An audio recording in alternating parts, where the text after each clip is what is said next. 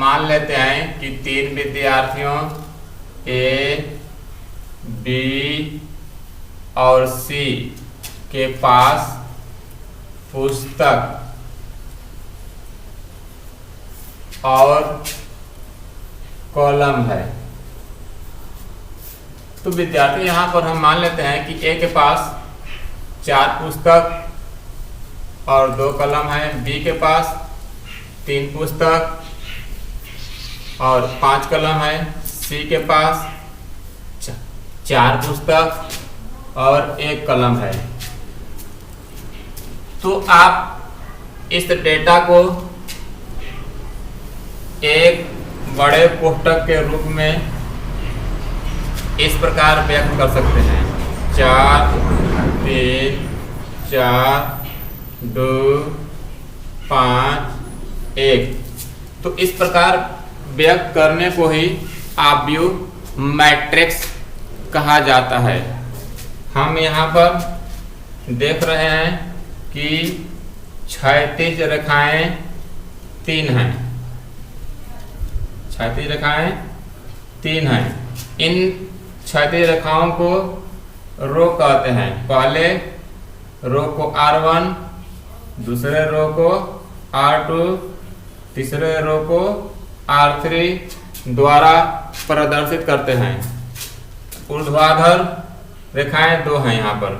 तो ऊर्ध्वाधर रेखाओं को कॉलम कहते हैं। पहले कॉलम को C1 और दूसरे कॉलम को C2 द्वारा प्रदर्शित करते हैं। अब हम आपको इसके ऑर्डर के बारे में बताएंगे। अब हम यहाँ पर अगर ऑर्डर लिखना चाहें, कोटि लिखें, तो सबसे पहले हम रो की संख्या लिखते हैं। रो की संख्या 1 2 3 है, तो यहाँ हम 3 लिख लेंगे। इसके बाद कॉलम की संख्या 1 2 लिखेंगे। अब इसमें रो में कॉलम से मल्टीप्लाई करेंगे तो कुल अवयवों की संख्या 3 दूना 6 प्राप्त हो जाएगी। आप यहाँ पर काउंट करके देख सकते हैं कि 1 2 3 4 5 6, कुल 6 अवयव हुए।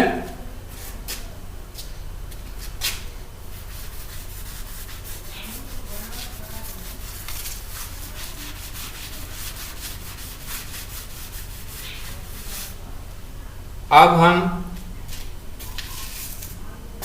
आव्यूह के बारे में और बताएंगे। जैसे मान लेते हैं 1 2 3, इसकी कोटि क्या होगी, कुल अवयव संख्या कितनी होगी आपको ज्ञात करना है। तो सबसे पहले आप इसमें रो की संख्या काउंट करेंगे। रो की संख्या कितनी है, 1। क्षैतिज रेखाओं को हम देखेंगे ऐसे, क्षैतिज रेखा को देखते हैं कितनी है, 1 है, 1 लिखेंगे। इसके बाद हम कॉलम को लिखेंगे, ऊर्ध्वाधर देखेंगे हम इस प्रकार से 1 2 3, यहाँ पर 3। तो कुल अवयवों की संख्या कितनी होगी, कुल अवयवों की संख्या हम मल्टीप्लाई कर लेते हैं। 1 × 3 = 3। इसी आव्यूह को इस प्रकार अगर दिया जाए 1 2 3। अब आप यहाँ देख रहे हैं कि रो की संख्या 1, क्षैतिज देखेंगे हम 1 2 3, तो यहाँ पर हुआ 3।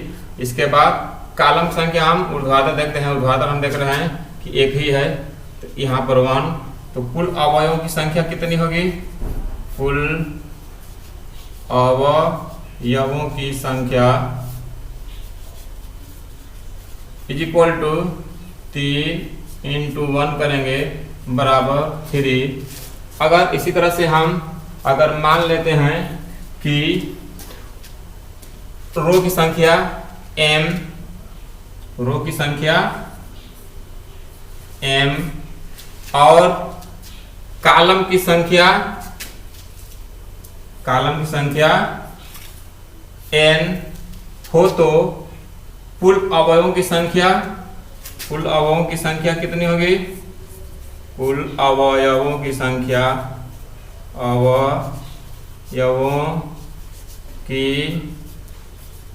बराबर m इंटू n हो जाएगी। कुल अवयव संख्या m इंटू n हो जाएगी। m इंटू n अर्थात mn हो जाएगी। तो हम इस फार्मूले से कुल अवयव संख्या ज्ञात कर सकते हैं।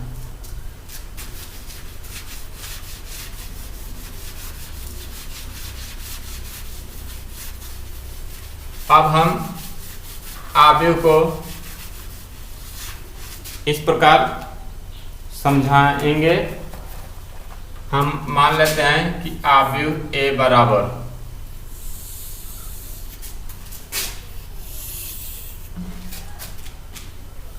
A11 A12 A13 इसी तरह से A21 A22 A23 A31 A32 A33 A33 ये अवयव के अवयव दिए गए हैं। अगर हम मान लेते हैं कि यहाँ पर रो की संख्या, जैसे मान लेते हैं हमारा ये पहला A11 का अर्थ यह है कि पहला रो और पहला कॉलम है। A12 का अर्थ है कि पहला रो और दूसरा कॉलम है। इसका अर्थ है पहला रो और तीसरा कॉलम है। A21 का अर्थ है दूसरा रो और पहला कॉलम। यहाँ पर देखिए A31 का अर्थ है तीसरा रो और पहला कॉलम। ये हम देख रहे हैं कि पहला, दूसरा और ये तीसरा रो है। अगर हम इसी को मान लेते हैं mवां रो, तो हम इस प्रकार लिखेंगे A1, इसको ऐसे लिखेंगे A2, इसको हम इस प्रकार लिखेंगे A3। अब यहाँ पर हम कॉलम की संख्या देख रहे हैं कि पहला कॉलम, दूसरा कॉलम, तीसरा कॉलम है। अगर हमारा nवां कॉलम ले लें तो हमारा इस प्रकार होगा। nवां कॉलम जब लेंगे तो A1n, क्योंकि पहले हम रो की संख्या लिखेंगे। हम देख रहे हैं कि ये पहला रो है और यहाँ पर हम कॉलम की संख्या nवां ले रहे हैं, तो A1n होगा। इसी तरह से ये होगा हम यहाँ पर देख रहे हैं कि दूसरा रो है A2n। ठीक इसी तरह से इसको हम लिखेंगे A3n। अब इसके बाद हम यहाँ पर लिखेंगे, हम देख रहे हैं कि रो mवां है, तो यहाँ पर रो की संख्या m और कॉलम की संख्या nवां है। यहाँ पर nवां कॉलम है तो ये कॉलम संख्या n होगी, तो Amn इस प्रकार होगा।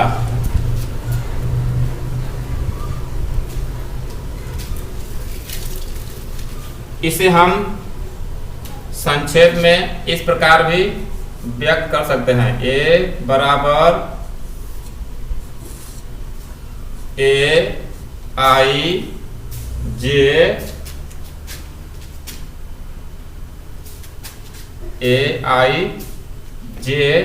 और यहाँ पर ऑर्डर लिख देते हैं, क्योंकि यहाँ पर रो की संख्या m है और कॉलम की संख्या यहाँ पर n है, तो इस प्रकार हम लिख सकते हैं। तो यहाँ पर कुल अवयवों की संख्या कितनी होगी? कुल अवयवों की संख्या, अवयवों की संख्या बराबर mn हो जाएगी। हम रो में कॉलम से मल्टीप्लाई करेंगे तो कुल अवयवों की संख्या प्राप्त हो जाती है, जो कि एक रिजल्ट आया। अब हम आपको बताएंगे वर्ग आव्यूह के बारे में। अगर किसी आव्यूह के रो और कॉलम दोनों की संख्या समान हो तो उसे हम वर्ग आव्यूह कहते हैं। जैसे मान लेते हैं यहाँ पर 1 2 3 2 4 5 3 1 2। यहाँ पर हम देख रहे हैं कि रो की संख्या 1 2 और 3 है, तो हमारा आर्डर इस प्रकार लिख सकते हैं। और यहाँ पर कॉलम की संख्या भी 1 2 3, ये भी 3 है, तो हमारा आर्डर इस प्रकार लिखा जाएगा।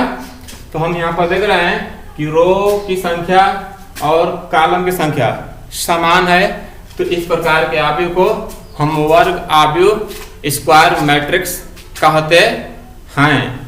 अब हम आपको विविध प्रकार के प्रश्नों को हल करके समझाऊंगा। आप इसे ध्यानपूर्वक यहाँ पर आव्यूह 2 5 19 -7 35 -2 5/2 12 √3 1 -5 17 दिया गया है। इसमें आव्यूह के ये अवयव दिए गए हैं। इसके लिए ज्ञात करना है पहला आव्यूह की कोटि, दूसरा अवयवों की संख्या, तीसरा आव्यूह A13 A21 A33 A24 A23 हमें ज्ञात करना है। सबसे पहले हम पहले प्रश्न को, पहले भाग को हल करेंगे तो कोटि बताना है, ऑर्डर बताना है। तो सबसे पहले हम इस प्रश्न में रो की संख्या काउंट करेंगे। यहाँ रो कितने हैं, हम यहाँ पर क्षैतिज लाइन को देखेंगे 1 2 3, तो यहाँ पर 3 लिख लेंगे। इसके बाद कॉलम की संख्या लिखते हैं। कॉलम यहाँ पर हम देखते हैं कि ऊर्ध्वाधर 1 2 3 4 है, तो यहाँ पर ऑर्डर हो जाएगी, कोटि हो जाएगी। अब यहाँ पर दूसरे भाग में अवयवों की संख्या पूछ रहा है, तो यहाँ पर हम देख रहे हैं कि अवयवों की संख्या निकालने के लिए रो में कॉलम से मल्टीप्लाई करते हैं। तो यहाँ पर अवयवों की संख्या, अवयवों की संख्या हो जाएगी कितनी, 3 × 4, तो 3 चौके 12। इसके बाद हमें तीसरे भाग में अवयवों को बताना है। तो सबसे पहले हम ऊपर दिए गए अवयव को इस प्रकार लिख लेंगे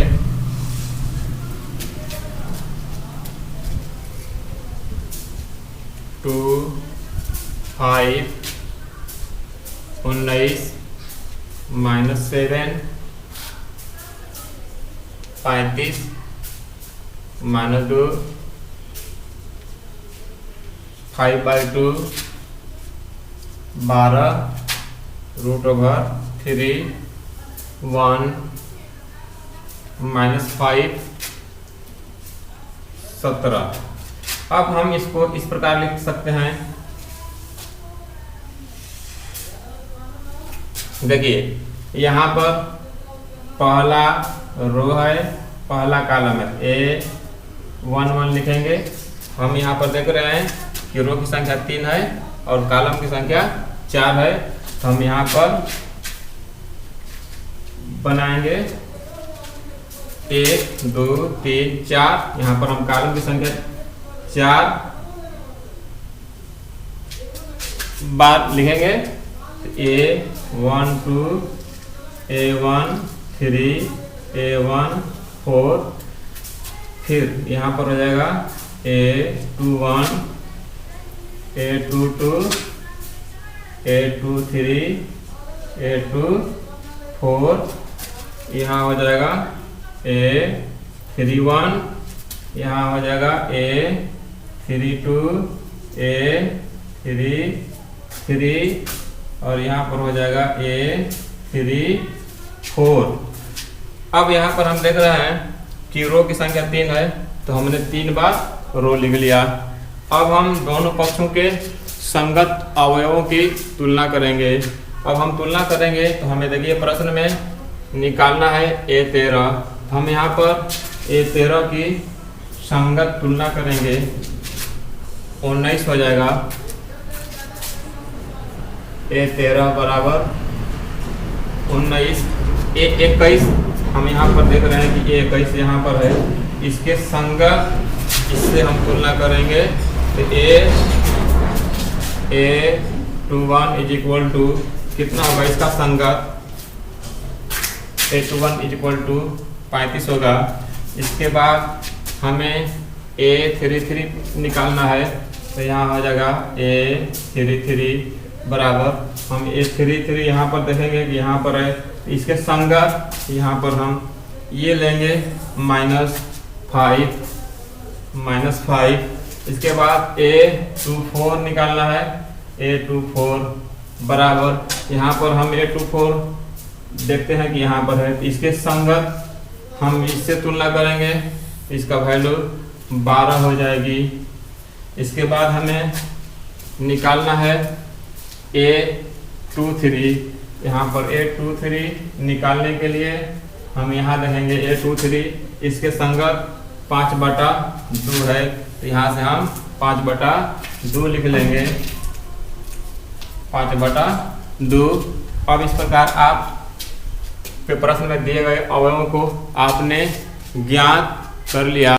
इस प्रश्न को हल करने के लिए हम अवयवों की संख्या 24 है, तो हमें इसकी युग्म जोड़ा ऐसा बनाना होगा जिससे कि उनका गुणनफल भी 24 ही हो। तो यहाँ पर हम युग्म इस प्रकार बना सकते हैं, जैसे 1 24, अगर हम 1 में 24 का गुणा करेंगे तो 24 आ जाएगा। ठीक ऐसे ही हम दूसरा युग्म बना सकते हैं 2 12, क्योंकि 12 में 2 से गुणा करने पर 24 आ जाएगा। इसी तरह से अगला हम बनाएंगे तो 3 8, क्योंकि 3 8 24 होगा। इसके बाद अगला जो जोड़ा होगा 4 6, क्योंकि 4 6 24 होगा। फिर इसका अगला जोड़ा हमारा यह भी हो सकता है, क्योंकि 6 4 24 होता है, तो हम इस तरह से जोड़ा बना सकते हैं। फिर और जोड़ा यह भी संभव है 8 और 3, क्योंकि 8 से लेके 24 होगा। ठीक इसी तरह से हमारा जोड़ा यह भी होगा 12 2, क्योंकि 12 में 2 से मल्टीप्लाई करने पर 12 दूना का 24 होगा। और हमारा संभव जोड़ा यह भी है 24 1, क्योंकि 24 में हम 1 से मल्टीप्लाई कर दें तो 24 आ जाएगा। तो अब हम इसको बताना है संभव कोटियां क्या हैं। तो हमारा संभव कोटियां इस प्रकार होगा, संभव कोटियां, क्योंकि हमने देखा कि यहाँ पर हम रो की संख्या 1 और कॉलम की संख्या 24 ले सकते हैं। तो इससे क्या होगा कि इनमें हम गुणा करेंगे तो रो में कॉलम यानी रो की संख्या 1 है, कॉलम संख्या 24 है, तो 1 में 24 से गुणा करने पर 24 आएगा। तो हमारा यहाँ पर कोटियां हो जाएगी 1 मल्टीप्लाई 24, ऐसे लिख सकते हैं, कामा। इसी तरह से सभी जोड़ों को हम ऐसे लिख सकते हैं।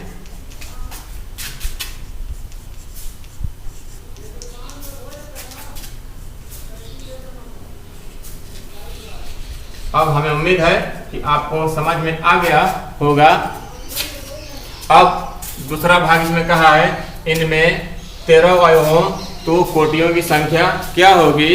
तब यहाँ पर हम 13 का गुणनखंड करते हैं अगर, तो हमारा एक ही संभव है, 1 गुणे 13 या 13 गुणे 1। तो हमारा यहाँ पर 2 ही संभव स्थितियां हैं। तो यहाँ पर हम दूसरे भाग को हल करेंगे तो संभव कोटियां, क्योंकि यहाँ पर 13 अवयव हैं, तो 13 अवयव वालों के लिए संभव कोटियां कितनी हो जाएगी 13 मल्टीप्लाई 1 या 1 इंटू 13, यही तो संभव हैं। यहाँ पर हम देख रहे हैं कि क्वेश्चन में 1 2/2 आव्यूह A बराबर Aij की रचना कीजिए जिसके अवयव निम्न प्रकार से प्रदत्त हैं। पहला भाग है Aij बराबर i + j का होल स्क्वायर अपान 2। इसी तरह से दूसरे क्वेश्चन भी भिन्न भिन्न रूपों में दिए गए हैं। तो हम पहले भाग को यहाँ पर हल करेंगे। तो यहाँ पर देखिए डियर स्टूडेंट्स, यहाँ पर 2/2 का मतलब ये हुआ कि पहले ये जो 2 है ये रो की संख्या है और दूसरे वाले 2 हैं ये कॉलम की संख्या है। तो हमें जब आव्यूह A की रचना करनी होगी तो इसमें 2 रो होंगे और 2 कॉलम होंगे। इसलिए यहाँ पर हम देख रहे हैं कि A बराबर Aij दिया गया है। तो यहाँ पर हम लिख लेते हैं A बराबर Aij। तो आव्यूह A के ये अवयव हैं। तो यहाँ पर A के यहाँ पर कैपिटल A के अवयव जो है Aij हैं। तो इसमें हम I को समझेंगे कि रो की संख्या है और J कॉलम की संख्या है। तो सबसे पहले हम यहाँ पर 2 बार रो लिखेंगे। तो हमारा क्या होगा A11 A21 और कॉलम भी 2 बार होगा। तो यहाँ पर क्या होगा A1 2, यहाँ हो जाएगा A22। इस प्रकार की रचना होगी क्योंकि इसका ऑर्डर हो जाएगा इस तरह, क्योंकि यहाँ पर रो की संख्या 2 है और कॉलम की संख्या, रो की संख्या 2 है और कॉलम की संख्या भी 2 है। अब इस रूप में हमें इसको लिखना होगा। तो सबसे पहले हम A11 निकालेंगे, A11 और A11 निकालने के लिए हम यहाँ पर Aij से निकालेंगे पहले भाग के लिए, क्योंकि Aij बराबर i + j का होल स्क्वायर बाई 2 दिया गया है। तो हम यहाँ पर देख रहे हैं कि i के स्थान पर 1, j के स्थान पर 1 इसमें रखेंगे। तो 1 + 1 का होल स्क्वायर बाई 2 बराबर 1 1 2 का स्क्वायर बाई 2 = 4/2 होगी। यहाँ पर 2 2 जा 4 हो जाएगा, तो हो जाएगा 2। A11 बराबर 2 हो जाएगा। अब इसी प्रकार से हमारा A12 निकालेंगे, A12। तो इसमें हम देख रहे हैं, इसे कंपेयर करें तो i के स्थान पर 1 और j के स्थान पर 2 होगा। तो हम यहाँ पुट करेंगे तो i के स्थान पर 1 और j के स्थान पर 2 होगा और इसके पावर में 2 है, यहाँ पर 2 लिखेंगे अपान 2 = 2 1 3 हो जाएगा। तो 3 का स्क्वायर बटा 2, 3 3 के 9 22 हो जाएगा 2। अब इसी तरह से हमारा A21 निकालेंगे। तो इसी तरह से इसमें हम i और j के स्थान पर रखेंगे मान। तो 2 लिखेंगे i के स्थान पर, तो यहाँ पर हो जाएगा 2 + 1 लिखेंगे j के स्थान पर, तो यहाँ पर हो जाएगा 1 का होल स्क्वायर हो जाएगा बाई 2 = हो जाएगा 2 1 3। तो 3 का स्क्वायर बटा 2, यह 3 का 9/2। अब इसी तरह से हमारा अंतिम जो है अवयव A22 निकालेंगे। तो हम यहाँ पर देख रहे हैं कि i के स्थान पर 2 है और j के स्थान पर 2 है, तो इसमें हम i के स्थान पर 2 और j के स्थान पर 2 यहाँ पर रखेंगे, तो ये रिजल्ट हो जाएगा हमारा 2 + 2 का होल स्क्वायर बाई 2, 2 और 2 4 का square by 2, 4 × 16 by 2, 2 8 16 is equal to 8। अब हम आव्यूह की रचना इस प्रकार से करेंगे कि यहाँ पर a बराबर a i j, इस रूप में आपको रचना करना है। तो हम a बराबर, हम यहाँ पर देख रहे हैं कि रो की संख्या 2 और कॉलम संख्या 2 होनी चाहिए, जिसको हमने यहाँ पर बनाया है। इसी में हम मान रखेंगे, तो यहाँ पर कितना होगा, a11 की वैल्यू यहाँ से हम उठाकर रखेंगे 2 और a12 की वैल्यू यहाँ से रखेंगे 9/2, 9/2। इसी तरह से a21 की वैल्यू 9/2 यहाँ रखेंगे। इसके बाद अंत में a22 की वैल्यू यहाँ पर इसके संगत यहाँ पर हम 8 रखेंगे। यही आंसर हुआ। इसी प्रकार से सेकेंड और थर्ड पार्ट को आप इस प्रश्न में हम देख रहे हैं कि एक 3/4 आव्यूह की रचना कीजिए जिसके अवयव निम्नलिखित प्रकार से प्राप्त होते हैं। पहला भाग है aij बराबर हाफ माड -3i + j। सेकेंड भाग है aij बराबर 2i - j। इस प्रकार से प्रश्न दिए गए हैं। अब हमें पहले भाग को हल करना है। तो यहाँ पर हम आव्यूह का प्रकार लिख सकते हैं। कैपिटल A बराबर aij, इसको आव्यूह के रूप में दर्शाएंगे। तो यहाँ पर हम इस तरह से इसको लिख सकते हैं, क्योंकि हम यहाँ पर देख रहे हैं कि रो की संख्या 3 और कॉलम की संख्या 4 है। तो यहाँ पर हम 4 कॉलम लिख सकते हैं, a11, a12, a13, a14। यहाँ पर कॉलम 4 कॉलम लिए हैं और यहाँ पर रो हम 3 लेंगे, a21, a22, a23, a24, a31, a32, a33, a34। हमने इस प्रकार लिख लिया। अब हमें इसका मान क्रमशः इसमें रख करके निकाल लेंगे। तो आव्यूह a बराबर निकालने के लिए सबसे पहले हम अलग अलग a11 निकाल सकते हैं। तो a11 बराबर यहाँ पर हम रखेंगे 1/2 माड -3 गुणे, यहाँ पर i के स्थान पर 1 और j के स्थान पर भी 1 रखेंगे। तो -3 × 1 प्लस हो जाएगा 1, अब इज इक्वल टू 1/2 माड -3 + 1, हमने माड में लिख लिया। अब इज इक्वल टू हाफ माड माइनस हो जाएगा 2। अब हम जानते हैं कि माड में हम पॉजिटिव मान लेते हैं, धनात्मक मान लेते हैं। 1/2 × 2 और 2 1 जा 2 हो जाएगा, इज इक्वल टू 1 आएगा। अब हमारा इसी प्रकार से a12 निकालेंगे। तो हम यहाँ पर i के स्थान पर 1 और j के स्थान पर 2 रखेंगे।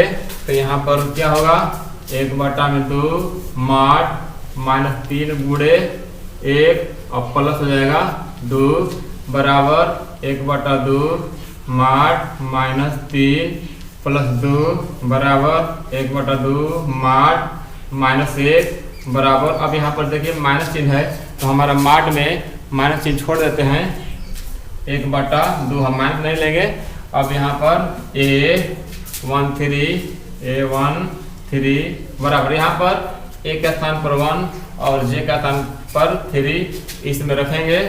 1/2 माड -3 × 1 + 3 इज इक्वल टू 1/2 माड -3 प्लस 3 इज इक्वल टू 0 हो जाएगा।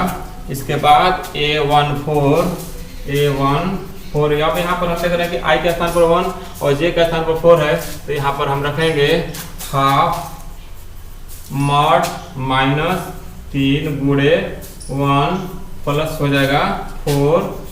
अब यहाँ पर हमारा हो जाएगा रिजल्ट 1/2 माइनस 3 प्लस 4 बराबर 1/2 और मॉड हो जाएगा 1 इज इक्वल टू 1/2 होगा। इसी तरह से हमारा A21 A22 क्रमशः I के स्थान पर और J के स्थान पर रख करके हम ज्ञात कर सकते हैं। आप इसे स्वयं निकाल लीजिएगा। हल करने के बाद आपने पाया कि A बराबर इतना होगा, यही आंसर हुआ। इस प्रश्न में हम देख रहे हैं कि आव्यूह समान है। जब आव्यूह समान है तो इनके संगत अवयव भी समान होंगे, तो हम इनके संगत अवयवों की तुलना करेंगे। सबसे पहले हम पहले क्वेश्चन को हल करते हैं। आव्यूह दिया गया है 4 3 x 5 is equal to y z 1 5। हम यहाँ पर देख रहे हैं कि आव्यूह समान है। जब आव्यूह समान है तो इनके संगत अवयव भी समान होंगे, अतः हम दोनों पक्षों के संगत अवयवों की तुलना करेंगे। अब यहाँ पर हम संगत अवयवों की तुलना करें तो हम देखते हैं कि x बराबर x के संगत क्या है 1 और यहाँ पर y बराबर लिखेंगे तो y के संगत हमारा देखिए ये पहला अवयव है 4 और देखिए z के संगत हमारा यहाँ दूसरा अवयव है, क्या होगा z बराबर 3। ये आंसर हो गया। इसी समान है तो संगत अवयव की तुलना करने पर x plus y plus z is equal to 9। यहाँ हो जाएगा x प्लस जेड बराबर संगत अवयव हो जाएगा 5 और इसके बाद y प्लस जेड बराबर 7। हम मान लेते हैं समीकरण 1 समीकरण 2 समीकरण 3 क्रमशः इनके नाम रख। हमारा रिजल्ट क्या होगा,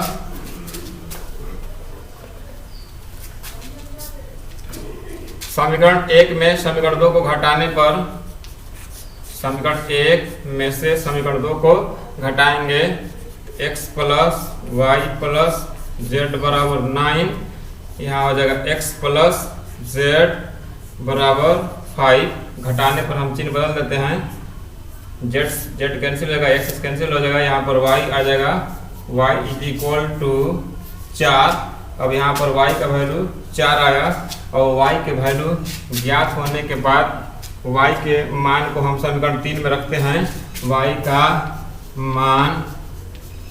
का मान समीकरण 3 में रखने पर 3 में यहाँ पर y की वैल्यू रखेंगे तो 4 प्लस जेड बराबर 7 या z बराबर 7 माइनस 4 z इक्वल टू हो जाएगा 3। इसके बाद हमने देखा कि y और z की वैल्यू आ गई। इसके बाद x की वैल्यू निकालना है, तब हम समीकरण 1 में y और z की वैल्यू पुट करेंगे। तो यहाँ पर y और z का मान समीकरण 1 में रखने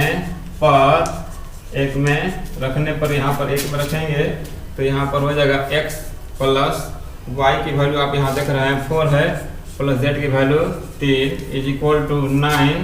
x plus 4 3 7 is equal to 9 या x is equal to 9 minus 7 तो x इज इक्वल टू हो जाएगा 2। यही आंसर हो गया। आपने देखा कि x y z तीनों की वैल्यू ज्ञात हो गई है। इस प्रश्न में हम देख रहे हैं कि 4 विकल्प दिए गए हैं। क्वेश्चन में a बराबर aij m/n एक वर्ग आव्यूह है यदि a m is less than n, b m greater than n, c m बराबर n और d इनमें से कोई नहीं विकल्प दिए गए हैं। इन 4 विकल्पों में से कोई एक ही उत्तर सही होगा। तो हम जानते हैं कि वर्ग आव्यूह उसे कहते हैं जिसके रो और कॉलम दोनों समान हो। तो हम यहाँ पर देख रहे हैं कि जब ये वर्ग आव्यूह है तो यहाँ पर रो की संख्या और कॉलम की संख्या दोनों ही समान होगी। तो यहाँ पर हम देख रहे हैं कि m रो की संख्या है और n कॉलम की संख्या है। तो यहाँ पर हमारा कुल अवयव संख्या क्या होगी, mn होगी। लेकिन हमें इसमें केवल ये बताना है, कंडीशन दिया गया है कि m और n में क्या संबंध होगा। तो हम यहाँ पर m और n में संबंध निकालने के लिए हम ये देखेंगे कि किस विकल्प में रो और कॉलम दोनों समान है। तो हम यहाँ विकल्प नंबर सी में देखते हैं कि m बराबर n है, तो यहाँ पर रो और कॉलम दोनों समान है, इसलिए विकल्प सी m बराबर n करेक्ट है, सही है।